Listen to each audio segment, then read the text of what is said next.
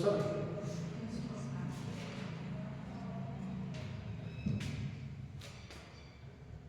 कल कुछ उदाहरण हुआ था, कुछ हुआ था?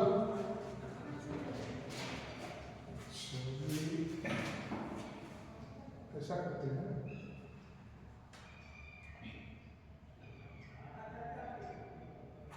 ठीक है। एक तरफ लिखिए उपसर्ग, बीच में शब्द, नहीं तो अर्थ लिखवाने की जरूरत नहीं है। ठीक है, लिखिए उपसर्ग, अर्थ, शब्द रूप। तीन खाना बनाना है आपको। एक तरफ लिखना है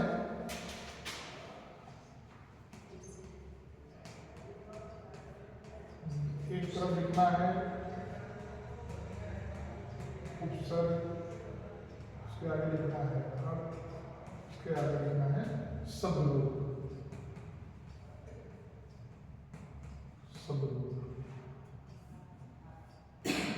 ठीक,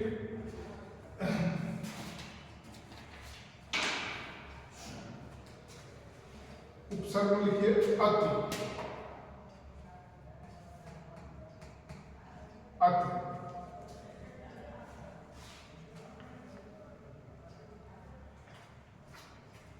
अति का मतलब क्या होता है? ज्यादा। इसके अर्थ में लिख लीजिए अधिक। अर्थ में लिखिए अधिक।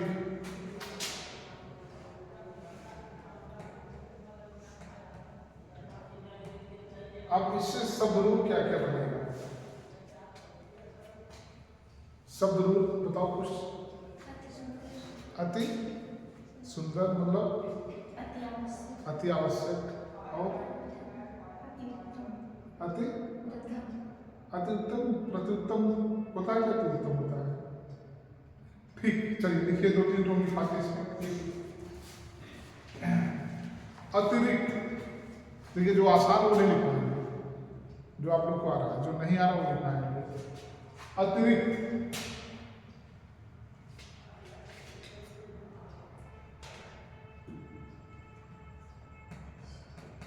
अतिकाल,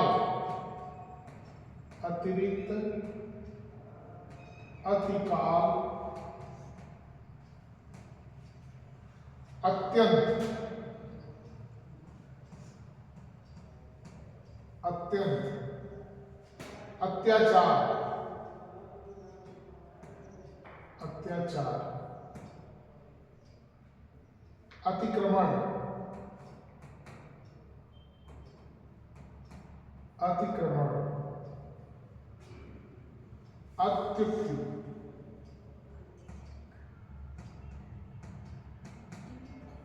अत्युक्ति,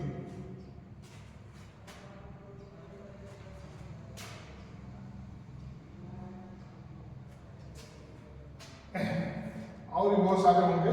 ठीक है, अब देखो पहले हम समझो अति का मतलब क्या हो गया? अधिक।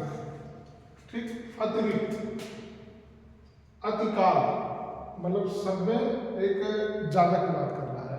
रिक्त मतलब होता है खाली, अतिरिक्त मतलब कि ज्यादा खाली। अत्यंत, देखिए यहाँ पर ठीक है, जहाँ पर अति है ये तो सीधा सीधा है, लेकिन अत्यंत, अत्याचार, अतियुक्त, जैसे हम लोग संधि विच्छेद करते हैं, सेम चीज उपसर्ग का जो नियम होता है सेम वही होता है। जैसे अगर हम इसका अभी संधि विच्छेद करें अतियुक्त का, तो क्या हो जाएगा? अतिधन युक्त हुआ ना भाई। अतिधन युक्त बराबर अतियुक्त। एक तो पूरा पूरा जो था वो गायब हो गया, पूरा का कितना हो गया? आधा हो गया।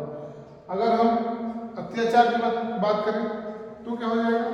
अतिधन आचार, तो क्या हो जाएगा? जब ये तो संधि विच्छेद में होगा, लेकिन जब इसको मिला के हम पढ़ेंगे अत्याचार, तो अति उपसर्ग से इतना और भी बनेगा, लेकिन 4 5 आप जानते रहो, 2 4 अगर कभी लिखना होगा तो आप लिखेंगे। अगला लिखिए अधि। अधि अधि का मतलब होता है श्रेष्ठ, ऊपर, समीप, कुछ भी लिख सकते हैं। अधि का मतलब होता है श्रेष्ठ। चलिए लिखते हैं तो एक ही बात लिख पाते हैं, श्रेष्ठ। इससे जो बनने वाला शब्द है अधिकार। अधिकार, अधिकरण,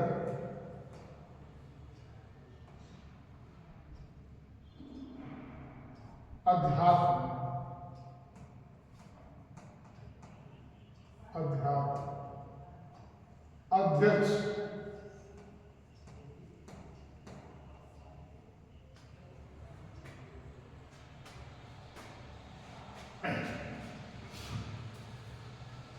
हो गया।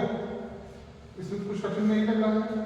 देखिए अध्यक्ष और अध्यात्म, जहां पर थोड़ा कठिन आपको जो सीधा सीधा है, अधिकार भी सीधा है और अधिकरण भी सीधा है। इसमें सीधा लग रहा है कि इसमें अधिक उपसर्ग लगा है। थोड़ा सिधवाएगा आपको यहाँ जब कहेगा अध्यात्म या अध्यक्ष में क्या कौन सा उपसर्ग है, तो सीधी सी बात है। अगर हम अध्यक्ष का संधि विच्छेद करेंगे तो अधिधन अध्यक्ष, मिला के बात करेंगे तो उसे क्या कहेंगे, अध्यक्ष। और जैसे इसका हमने नियम बताया कि जैसे संधि विच्छेद का नियम होता है, सेम वही चीज जब हम उपसर्ग को तोड़ते हैं या उपसर्ग को मिलाते हैं तो संधि विच्छेद वाला नियम यहाँ पे चलता है।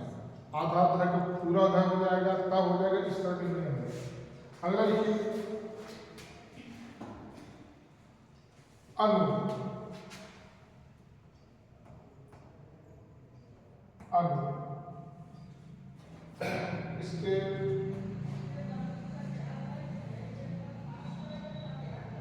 पश्चात, पश्चात समानता,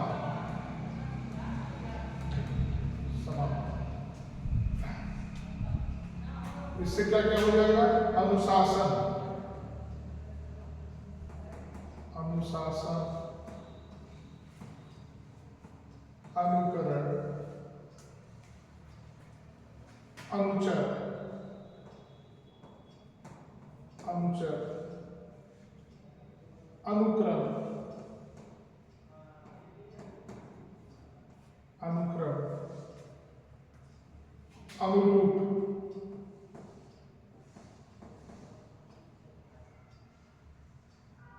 अनुकूल,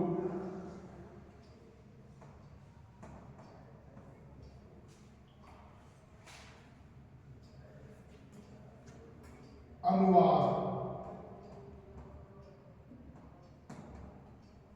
अनुवाद।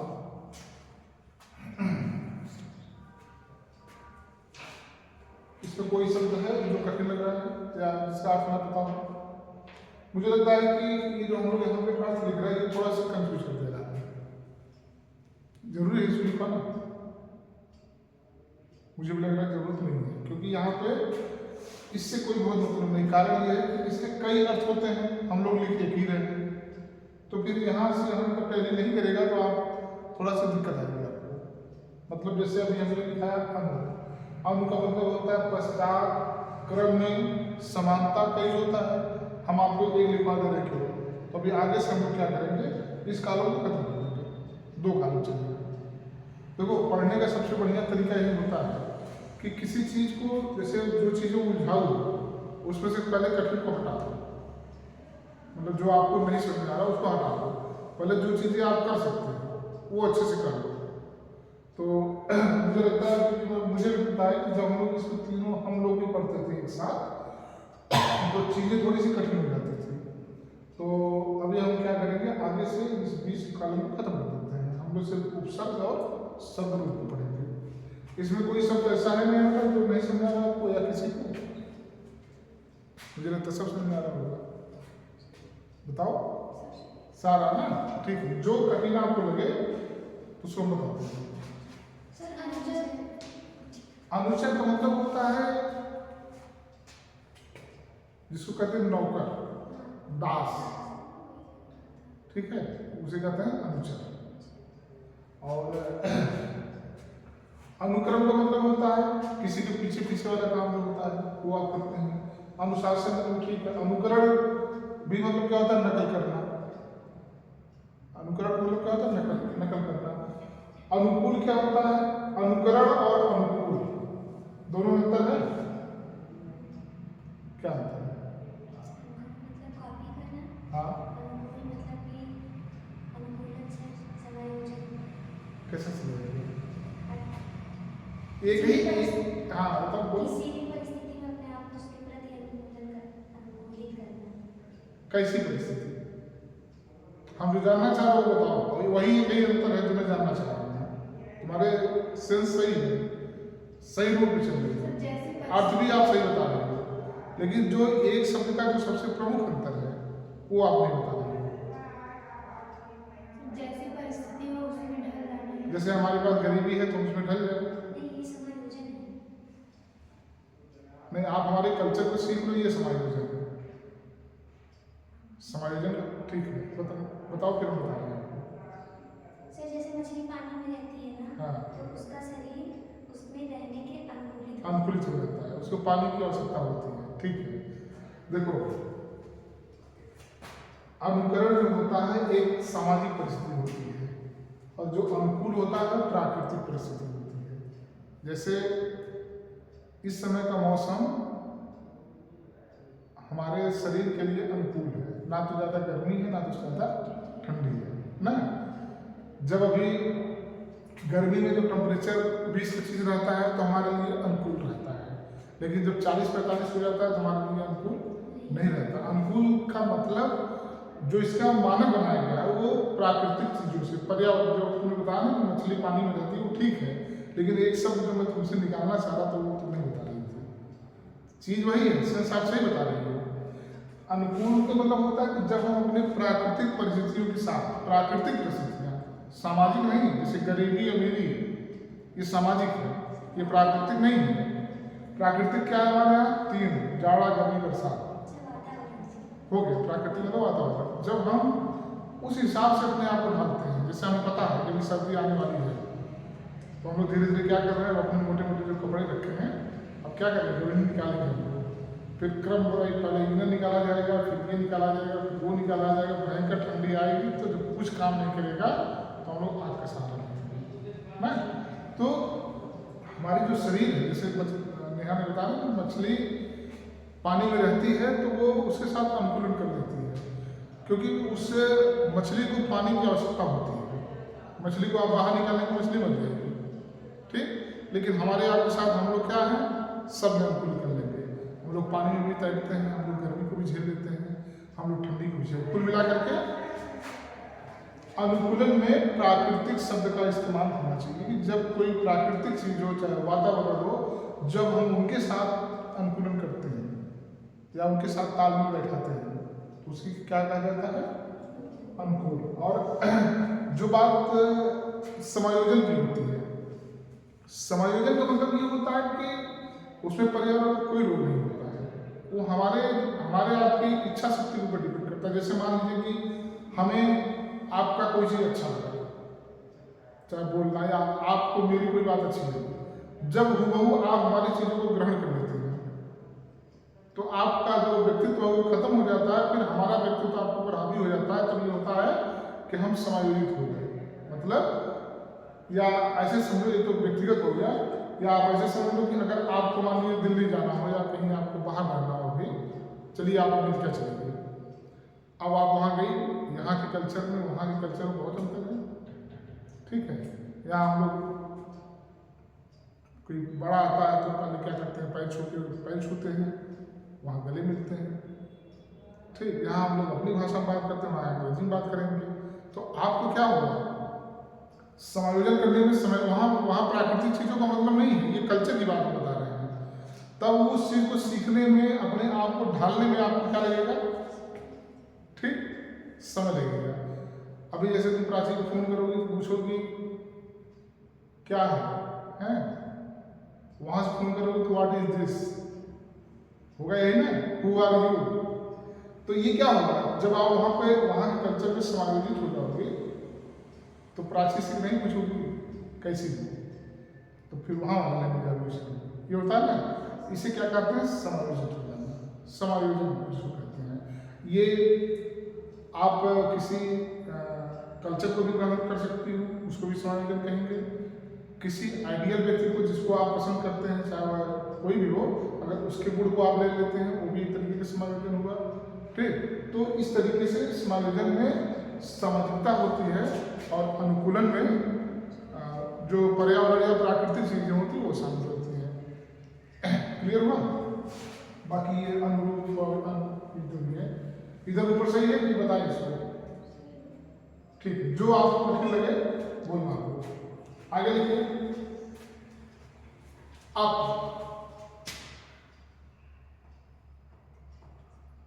अप, बीच वाला काम करते हैं। बताओ भाई, आपका बताओ, थोड़ा बताओ। ठीक है,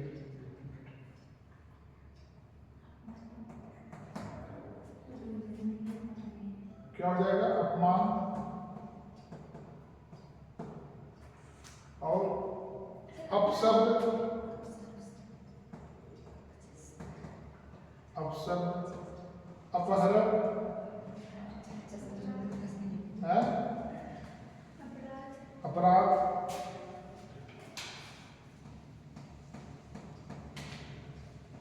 अपराध, अपकार, अपकार, अपकीर्ति, अपकीर्ति, अपयश,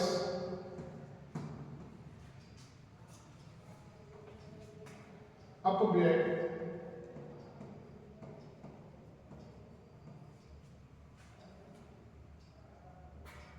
अपवाद,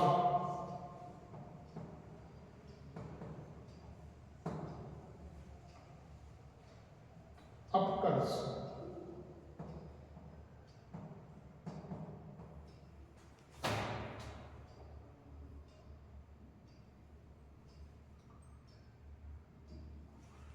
ठीक। अब इसमें बताइए, सब कोई कठिन लगा है? देखिए, अब सब क्या होता है जब हम किसी को बुरा बोलते हैं, अपहरण, अपराध, अपकीर्ति और अपयश, इसका क्या मतलब होता है? अपकीर्ति का मतलब क्या होता है? कीर्ति का मतलब क्या होता है? ख्याति। अब लग गया तो उल्टा हो गया, जिसकी ख्याति नहीं है, मतलब कि जो बदनाम हो।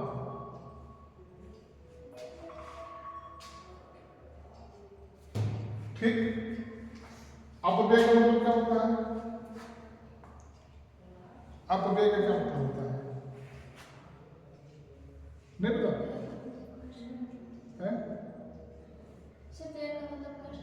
हाँ, कम खर्च करना, ठीक, कंजूस इसको हम लोग कहते हैं ना। अपवाद, अपवाद मतलब होता है जो चीजें कभी सार्वभौमिक होती है, उसमें से जो चीज अलग होती है उसे हम क्या कहते हैं, अपवाद। जैसे अभी आप 3 बैठी हो, हम कहते हैं इसमें सारे बच्चे पढ़ने में बहुत तेज हैं, सिर्फ नेहा अपवाद है। इसका क्या मतलब है? जैसे पूरा क्लास अगर बैठा हो, 20-25 लोग बैठे हों, अगर हम ये कहें कि क्लास के सभी बच्चे बहुत तेज हैं लेकिन नेहा अपवाद है, इसका मतलब क्या होगा?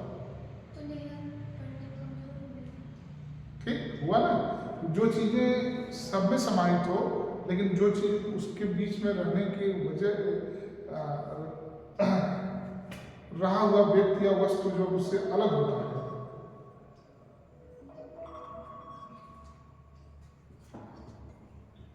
सर क्लास में भी फोन लगा रहा हूँ, ठीक है, तो उसे हम लोग क्या कहते हैं, अपवाद।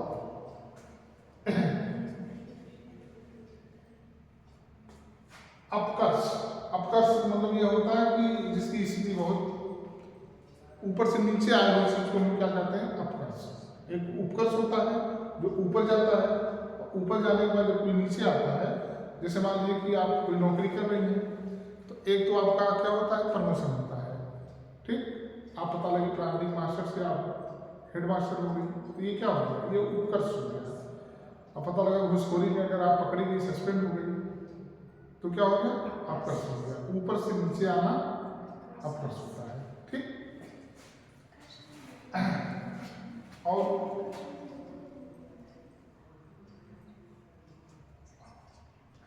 अभी जो आप सर कर्ष में मध्यवर्त होता है। कर्ष में। हाँ मध्यवर्त। कर्ष कर्ष होता है बदला। इंग्लिश वर्ड है। अच्छा। हिंदी में नहीं होता। वो पता नहीं, मुझे नहीं मालूम है। तो अपकर्ष जो देखो यहाँ पर इसका मतलब क्या है? आप देखेंगे जितनी भी चीजें हैं सब में हीनता की बात हो रही है, लघुता की बात हो रही है। जैसे फिर से समझो आप, मान। मान मतलब क्या होता है? सम्मान। इसमें अगर अप लगे क्या हो गया? अपमान हो गया, मतलब कि लघु हुआ, छोटा हुआ। अब सब मतलब अच्छा, अब लग गया तो खराब शब्द की बात हो गई। अपहरण एक होता है हरण, एक हो गया अपहरण। हरण का मतलब ये होता है इसमें, इस शब्द में थोड़ी सी सहमति दिख रही है, थोड़ी सी सहमति दिख रही है। और रोड पे चलते हुए उठा के गाड़ी में भर लेना, गाड़ी में लाद के लेकर मत जाना, इसमें जबरदस्ती होता है। शब्द वही है, मतलब वही है। जैसे सीता का क्या हुआ था? हरण हुआ था। तो सीता का हरण हुआ था। और भी आप अपहरण देखे होंगे, तो अपहरण में होता क्या है? उठाई गाड़ी में लाद देंगे, जैसे फिल्मों में देखते हैं, हाथ मुंह पैर बांध देंगे, ठीक, ले जाके कहीं रख देंगे, फिर उठी मांगेंगे। तो हरण में सीता, रावण जो है, शिवानी मुझे तो अच्छे से बताती कि साधु के भेष में रावण आया था, ठीक है। देखो हमें बहुत इसकी महाभारत रामायण कहानी बहुत हमको नहीं पता, लेकिन कुछ 20 की मोटी मोटा चीज में जानता हूँ। शिवानी अच्छा बताती है ना? मनीषा कौन? अच्छा, तो वो लक्ष्मण रेखा खींच गए थे लक्ष्मण। जैसे उसमें था कि लक्ष्मण और सीता दो ही लोग थे, तो लक्ष्मण गए, शायद हिरन को पकड़ने गए थे ना, कोई हिरन प्यारा लगा था, तो लक्ष्मण कहाँ गए थे? अच्छा ठीक है। तो जब लक्ष्मण से आने लगे तो वो क्या किए? एक लक्ष्मण रेखा खींच दिए और सीता जी कहे कि आप बाहर मत निकलिएगा। रावण साधु का भेष बना के आया, तो उस समय दक्षिणा देना बड़ा पुण्य का काम माना जाता था। जैसे साधु संत जब दरवाजे पे आ जाते थे तो लोग खाली उनको नहीं जाने देते थे, कुछ न कुछ यथास्थिति जिसके पास जो रहता था, तो वो अपना लेके आई, चावल गेहूँ आटा जो भी लेके आई होंगे। तो लक्ष्मण रेखा को डाक नहीं रही थी, तो साधु कहा कि नहीं, हम ऐसे नहीं लेंगे, आप यहाँ से ले लीजिए। तो उनको बहका कर मतलब जैसे वो क्रास करते फिर क्या करता, लेके चल देता है। ले गया, कहाँ गया, क्या हुआ, बात है। तो कुल मिलाकर करके हरण में थोड़ी सी चीजें इस तरह होती हैं, और अपहरण में जो आज के शब्द है, जैसे हम लोग आज आप देखे होंगे, चाहे फिल्मों में, चाहे इस तरह का अपहरण जो होता है, पता लगे आप जा रहे हैं, कोई जा रहा है, उसको तुरंत उठा के 4 लोग 5 लोग जबरदस्ती गाड़ी में बैठाने लेते हैं, लाद लेते हैं, भर लेते हैं, हाथ पैर मुंह बांध देते हैं, आप पड़े रखा। जैसे अगर इसको देखना हो तो तुम लोग एक फिल्म आई है अपहरण, आई है, आई थी, तो उसमें देखो कितने अपहरण हुए, कैसे कैसे हुए हैं, थोड़ा उससे सीखो तुम लोग, ठीक। देखिए अपराध कुल मिला के इसमें जितने भी जहां अब शब्द लगा है, अपकार, उपकार मतलब अच्छा का, अपकार मतलब खराब का, अपकीर्ति मतलब प्रसिद्धि होती है, अपकीर्ति का मतलब होता है जिसकी प्रसिद्धि नहीं है, कोई नहीं जानता हो। अपयश ये क्या होता है? हाँ, क्या होता है अपयश? क्या होता है?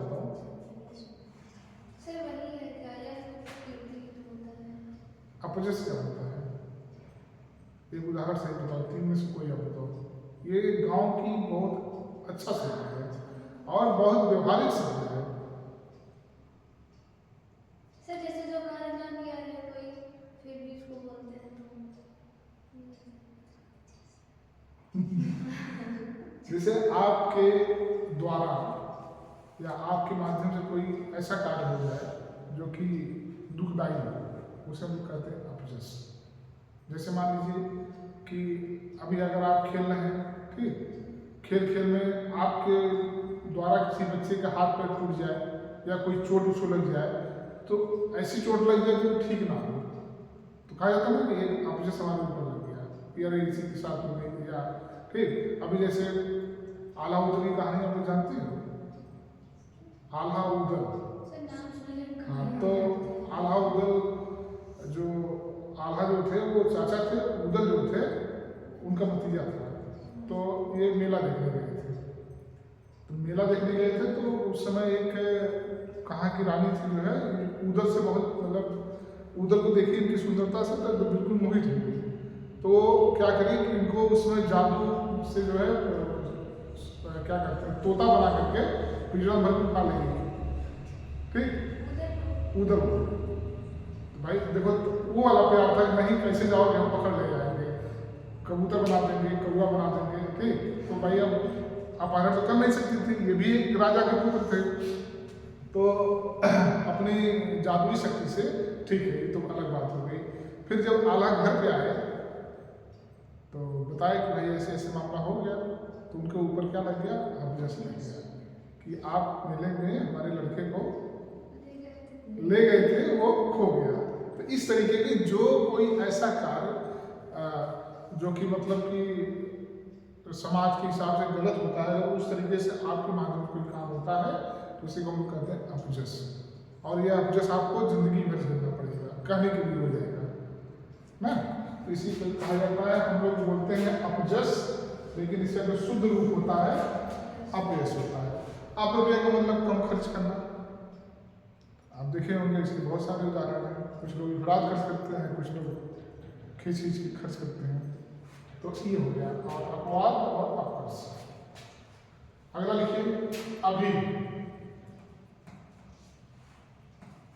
अभी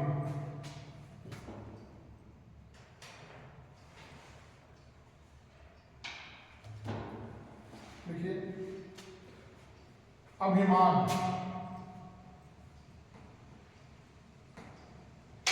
अभिमान, अभिभावक,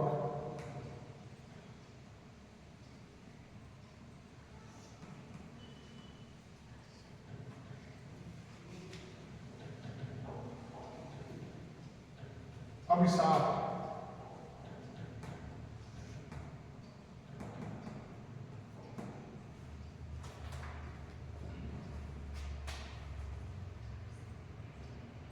अभिनव, ऐसे लिखिए अभिनव, अभ्युदय, अभ्युदय, अभ्यागत, अभ्यागत, अभिमुख, अभिमुख, अभ्यास,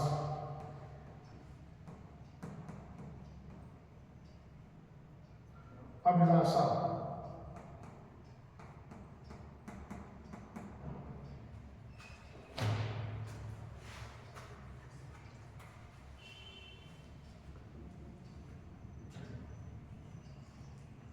हो गया।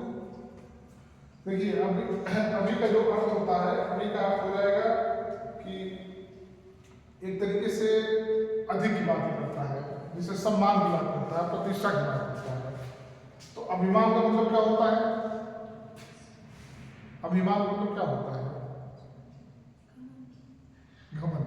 ठीक है, मतलब कि आपको अपनी योग्यता पे, अपनी सुंदरता पर जब कोई चीज बहुत अच्छी होती है, आप बहुत पढ़ने में तेज होते हैं, तो आपके अंदर एक, जिसको हम लोग इंग्लिश में कहते हैं ईगो, अहम हिंदी में जिसको कहते हैं, और शुद्ध सत्वगुण जिसको हम लोग घमंड कहते हैं ना।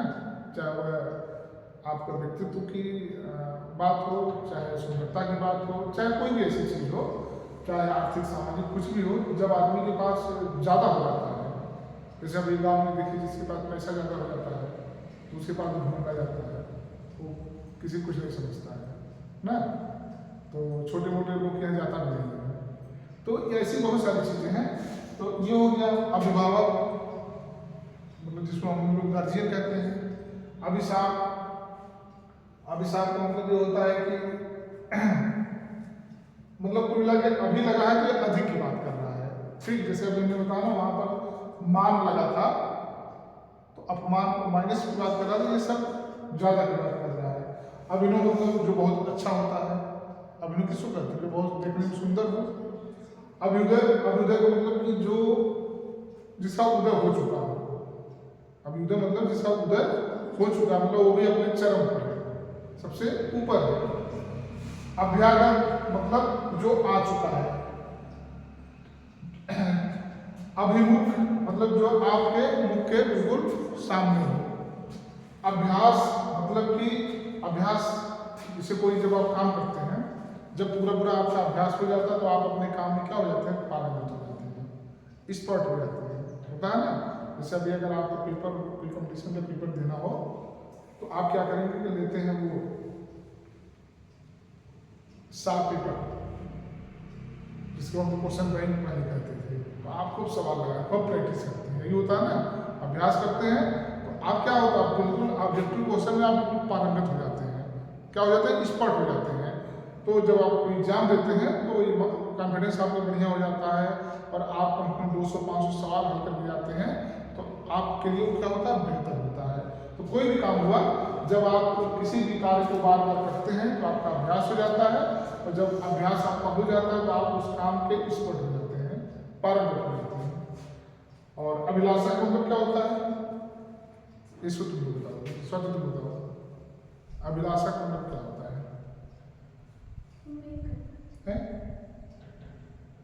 बताओ बताओ, बोलो। उम्मीद करना। अच्छा, नेहा तुम बताओ। तुम बताओ।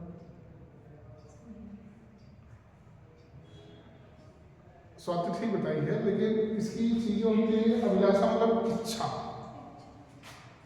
ठीक, चीजें वही है, नहीं लालसा अलग है, वो महत्वाकांक्षा में आ जाएगा। जो लालसा है वो महत्वाकांक्षा में आ जाएगा।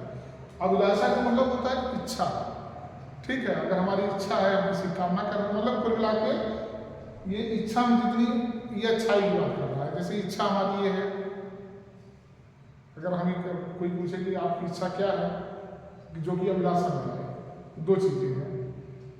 हम एक तो ये कहें कि पूरी दुनिया मर जाए सिर्फ वहीं आप रहूं, हमारी इच्छा ये है, तो ये अभिलाषा नहीं है। दूसरी ये कहें कि सब लोग सुखी रहें, हमारे एरिया, हमारे गांव में, हमारे राज्य में, हमारे जिले में क्या है, समृद्धि हो, ये क्या है, फिर ये हमारी इच्छा है, इसको कहेंगे अभिलाषा। पहले वाले को अभिलाषा नहीं कहेंगे, क्यों? क्योंकि निगेटिव सिचुएशन बता रहा है। पूरी दुनिया अगर मर जाएगी तो आप क्या करेंगे? जैसे अभी हमसे आप कोई पूछे तो हमारी अभिलाषा है, हमारी अगर हम बोल दिए हमारी इच्छा है कि आप सब लोग पास हो जाओ, ठीक। तो इच्छा में जो बहुत बड़ी इच्छा होती है, सबसे ऊपर की, मतलब जिसको हम कहते हैं कि एक तो होता है कि लोग मुंह से बोल देते हैं लेकिन अंदर कुछ और रहता है ना। लेकिन एक होता है कि तन मन से बोलना कि नहीं, मतलब हमारे बच्चे बिल्कुल ही पास हो जाए, तो ये तब क्या हो जाएगा, अभिलाषा।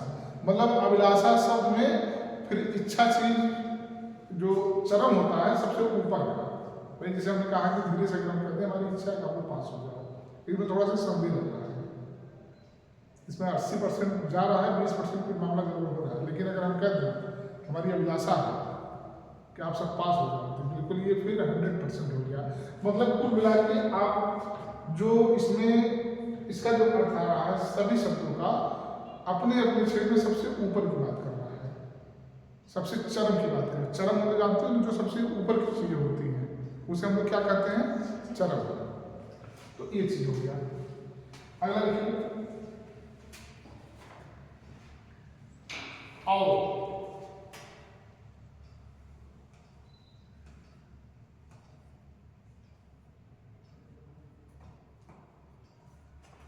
हमसे एक बार इंटरव्यू में नंबर पूछा, देखो मतलब जिसको कहते हैं बेवकूफ़ी वाला सवाल।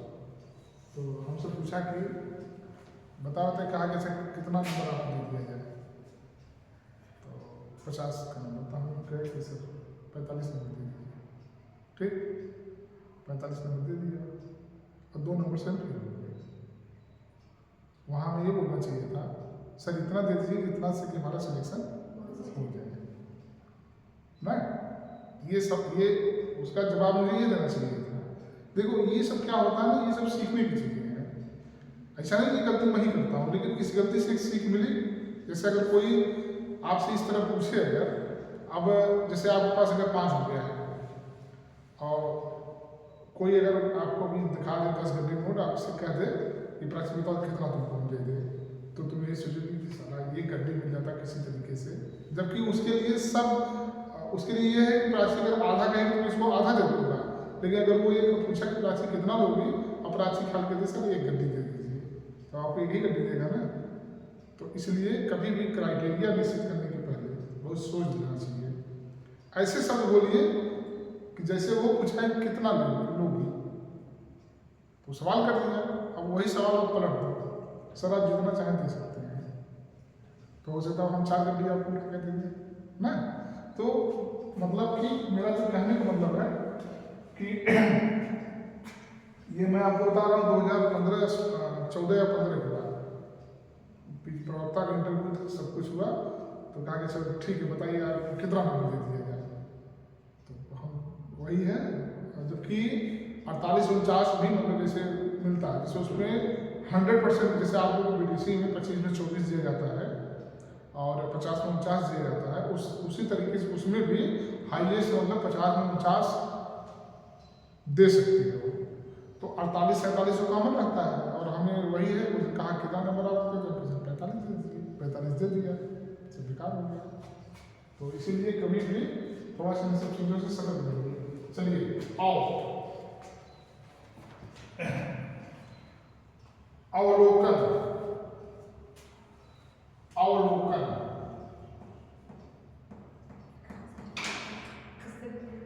क्या होता है? अवगत, अवलोकन, अवगत, अवस्था,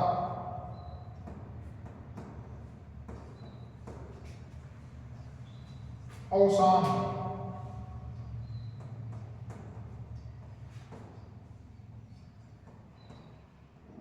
अवज्ञा, अवरोहण,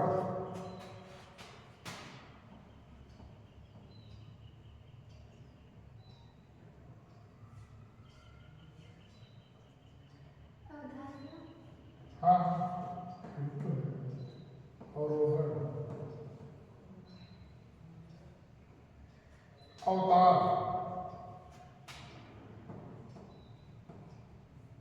अवतार, अवधारणा को भी हुआ, अवनति, अवनति,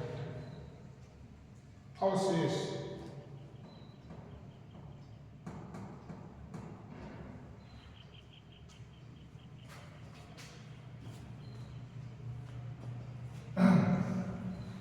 हो गया। चल इसको कोई अर्थ है कठिन आपको?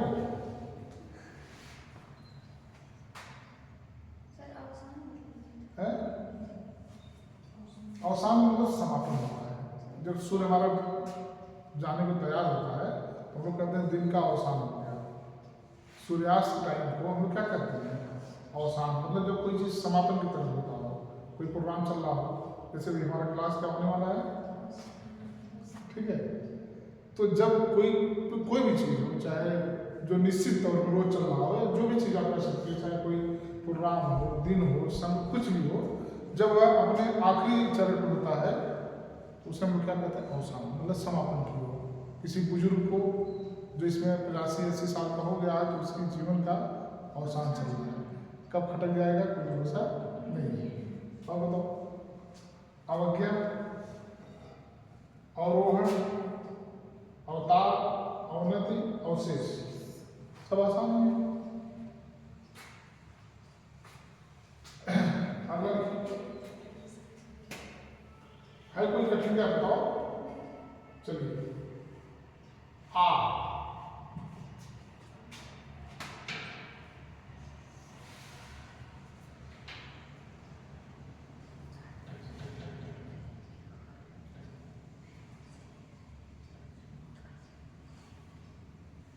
चलिए आ,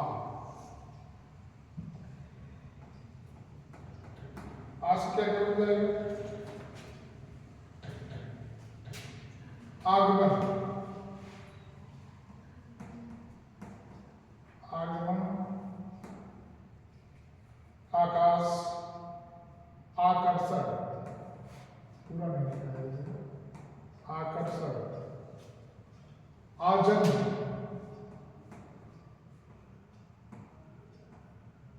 आजन्म, आरंभ,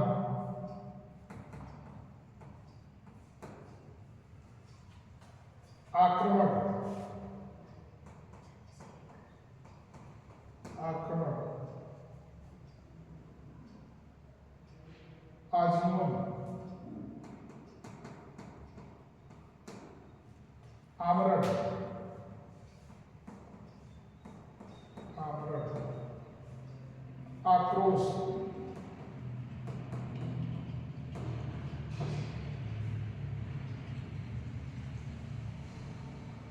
आचरण, आचरण, आदान, ऐसे बहुत सारे शब्द हैं।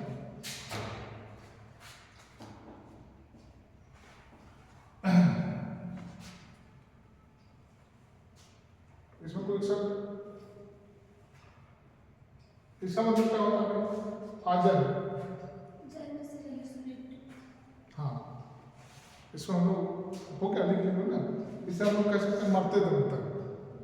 भाई जब जन्म से मृत्यु की बात कर रहा है, जन्म तो हो ही गया है, तो हम लोग इसको कम शब्दों में कह सकते हैं। आजन्म का मतलब मरते दम तक, या मरते दम तक मतलब मरने तक। आरंभ, ठीक है। आक्रमण, ये भी पता है आपको। आजीवन, जीवन भर। आमरण मतलब क्या होता है?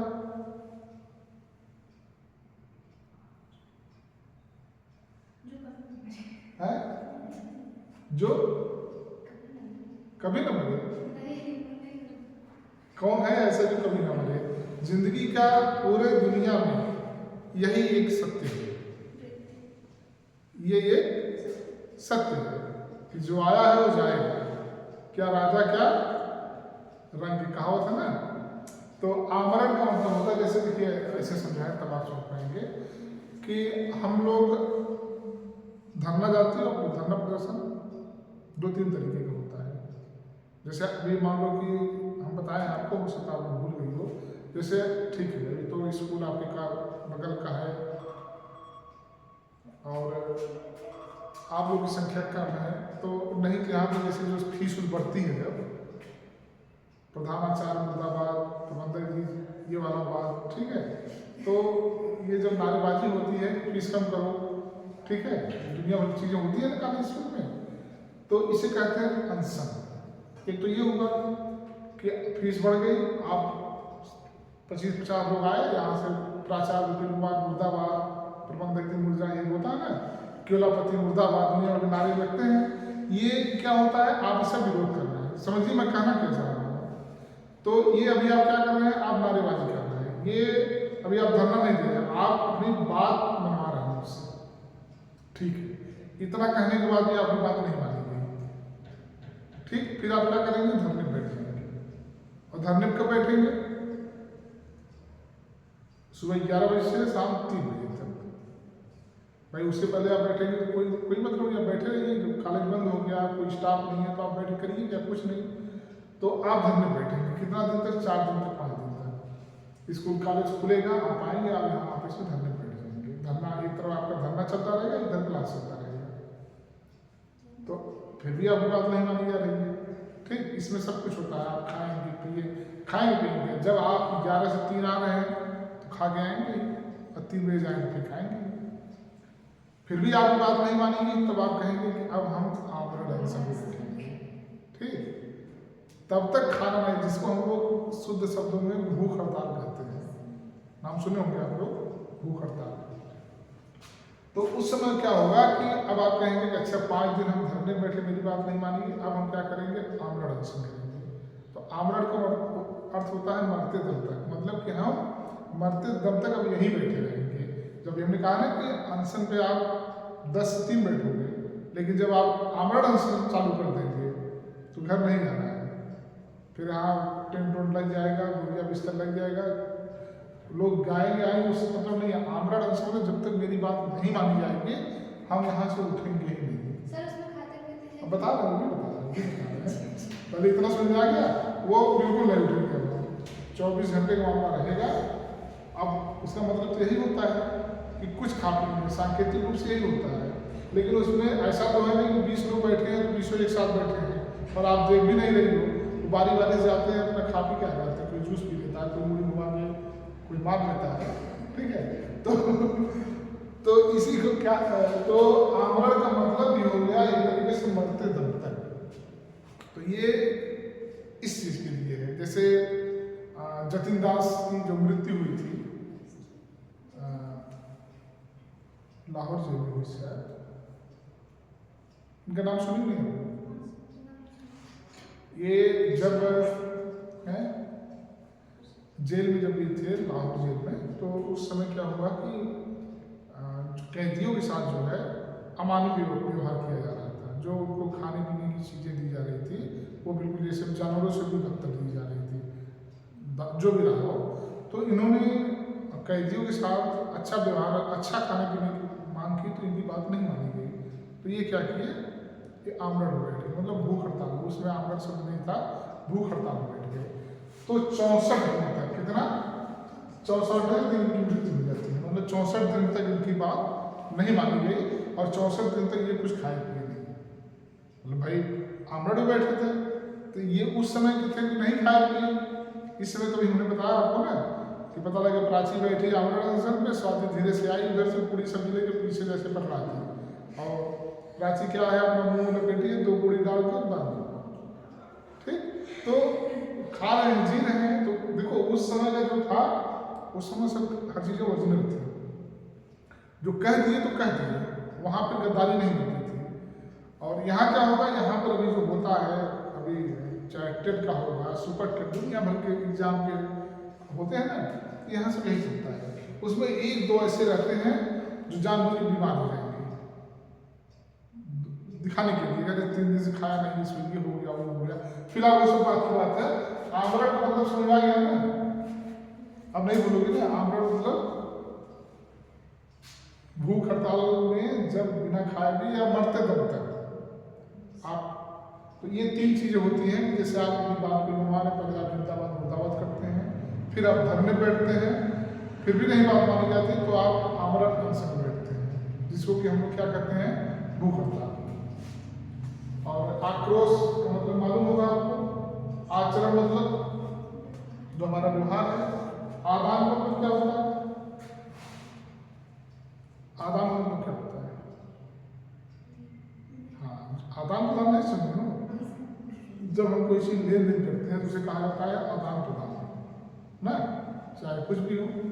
अब तो गांव में दुकानें हो गई हैं, नहीं तो पहले गांव में सामानों का आदान प्रदान बहुत तेज हुआ करता था कि आटा ले लो, तेल दे दो, ये है आज ये कम है, आज वो कम। उसमें भी कुछ जो चालाक औरतें हुआ करती थी तो वो मांगने में ज़्यादा विश्वास करती थी।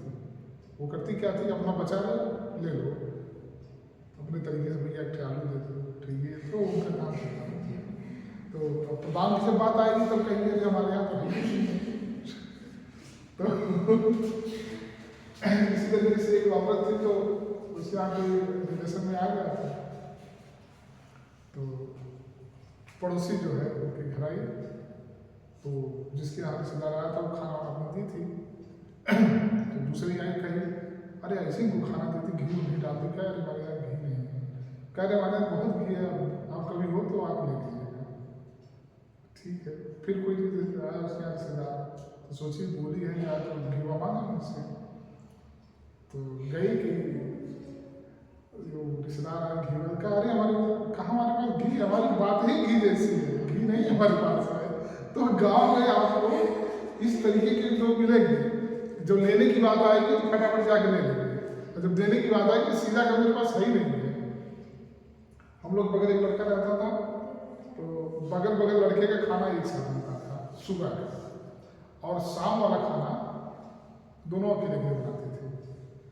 तो उसमें एक लड़का मोरिया था, इतना चला था कि जब खाना साथ बनता था तो अपना टमाटर लहसुन प्याज बांध के ऊपर रख देता था टांग पे, नहीं है ही नहीं है। तो भाई ठीक, अब अकेले नहीं, शाम वाला, और दिन में ये लोग अकेले बनाते थे। तो वैसे अपना 2 आलू आए, 4 भिंडी आए, सब्जी बन जाती थी सूखा सूखा।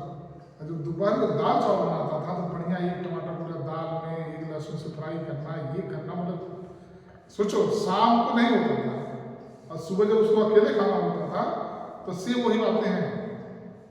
वो भी अपने घर से सीख के आया होगा, टमाटर लहसुन प्याज बांध के ऊपर रख देता था शाम को, नहीं है खत्म है। कब? जब सामूहिक बनता था। और जब अकेले अकेले बना खाना रहता था तो 4-5 लोग के दाल में जितना टमाटर जितना लहसुन पड़ना चाहिए उतना वो अकेले डाल देता था। मतलब कि शाम वाला जो कमी रहती थी वो दुकान को पूरी कर देता था। तो आज भी ऐसे बहुत सारी चीजें हैं। ठीक, आदान मतलब क्या हो गया? लेना, और प्रदान मतलब देना, इसीलिए आदान प्रदान रहता है। इसीलिए देखो ये शब्द जोड़े में आते हैं, जैसे भाई भाई, भाई बहन, माता पिता, पति पत्नी जो भी है, तो इनको जोड़े में किया जाता है कि मतलब ये दोनों एक दूसरे के सहयोगी हैं। इसीलिए इसको कहा जाता है आदान प्रदान। अगर आप लेना जानती हो, आदान करना जानती हो, तो प्रदान भी करो। अगर प्रदान आप नहीं करोगी तो फिर ये अगर सिर्फ आदान रहेगा तो ये बेकार रहेगा। इसलिए इसको आदान प्रदान एक साथ लिखा जाता है। जैसे भाई बहन एक साथ लिखा जाता है ना, क्यों लिखा जाता है? ये दिखाया जाता है कि नहीं ये सगे भाई बहन है। पति पत्नी को क्यों लिखा जाता है? ये दोनों आधे आधे हैं, आधे आधे ये माने जाते हैं ना। माता पिता क्यों दिखाया जाता है? कि ये दोनों हमारे लिए बराबर है। भाई जैसे हम माता पिता अगर लिखेंगे तो इसका मतलब कोई जो बेटा है बेटी ही तो माता पिता लिख रहा है ना। तो साथ क्यों लिखा जा रहा है? कि हमारे लिए दोनों बराबर है। तो कुल मिलाकर के जब कोई चीजें आती हैं तो ये अकेले सबका योगदान नहीं है। इसलिए आप लोग याद रखना, जब भी करना तो आदान प्रदान में ही विश्वास करना, चाहे वो नकल करना हो चाहे जो भी करना हो। पता लगे कि चिट लेकर के लिख के अपना बैठ गए, दूसरे का आपको देना ही नहीं है। तो इस तरीके से आप लिखेंगे तो ये आ वाले से इतना बंद। देखो हमने आपको ऐसा नहीं है कि इतना ही शब्द बनता है, मतलब कि शब्द तो बहुत सारे आएंगे, लेकिन इतना नियम अगर आप जानते रहेंगे और आपको अगर 2 ही 3 लिखना है, जैसे मान लीजिए अगर वो कह दिया कि अब ये शब्द से 4 शब्द रूप लिखिए, 3 या 4 बोलता है, 2 या 4 तो आप लिख देंगे। अभिमान, अभ्यास, अभिशाप जो भी आएगा, और से अगर कोई दिया तो बाकी अगर ऐसा कोई पूछ रहा है जो हम नहीं लिख पा रहे हैं, कुछ मुश्किल है ऐसा पूछना, क्योंकि वो इसी के आसपास पूछेगा। भाई अब बहुत कोई अगर तेज तरह का जब कह देते हैं इस बार हम यूटीसी वालों को ऐसा पेपर बनाएंगे कि पूरा का पूरा सही नहीं करने देंगे, वो कुछ भी बना सकता है, तो फिर आपको नहीं आएगा, हो सकता है हमको भी ना आए। बहुत सारी चीजें हैं, लेकिन ये जितनी चीजें हम लिखवा रहे हैं इससे बाहर नहीं आएगा। चाहे वह 2 लिखने को बोलेगा तब भी आप लिख लेंगे, शब्द रूप दे देगा, पूछेगा कि इसमें कौन सा ऑप्शन है तब भी आप कर लेंगे। इतना पर्याप्त है। एक और लिख लीजिए,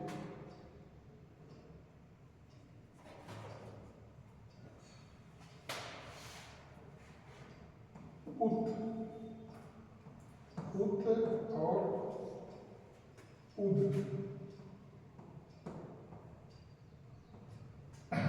देखिए उत्तम, उत्तर,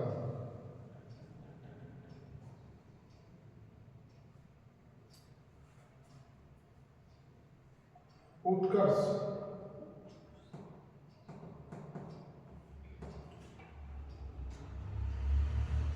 उत्पन्न, उत्पन्न, उद्गम, उद्गम, उद्देश्य,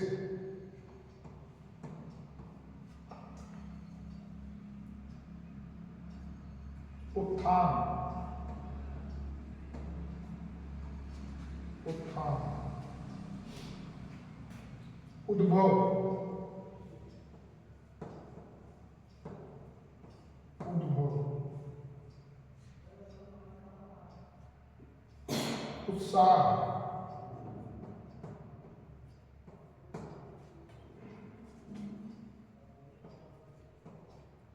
उद्यत,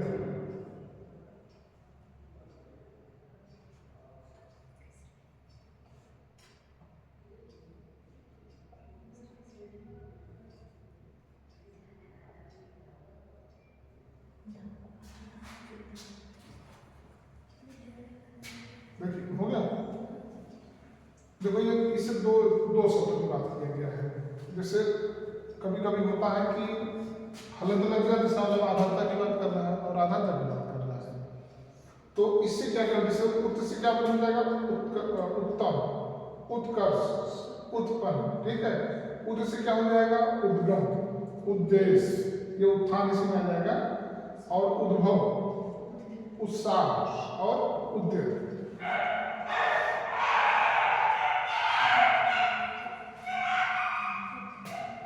इसमें कठिन कोई शब्द लग रहा है आपको? कोई शब्द है जिसका आपने पता हो?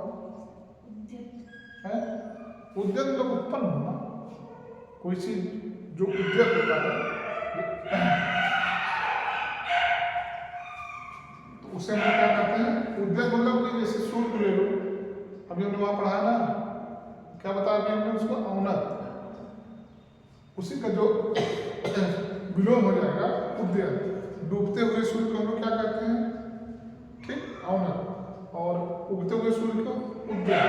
या कोई ऐसी चीज जो अभी अभी उत्पन्न हुई हो या हो रही हो या शुरुआत हो रहा हो, उसको हम लोग कहते हैं उद्यत।